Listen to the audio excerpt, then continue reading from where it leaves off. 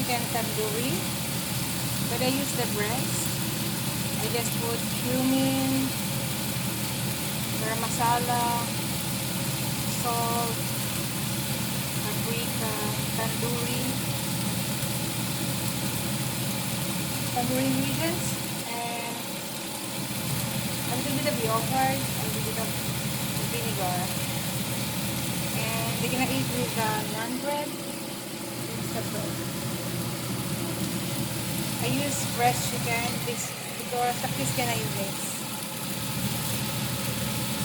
Look, the color is so good. Chicken tandoori, but I use the breast.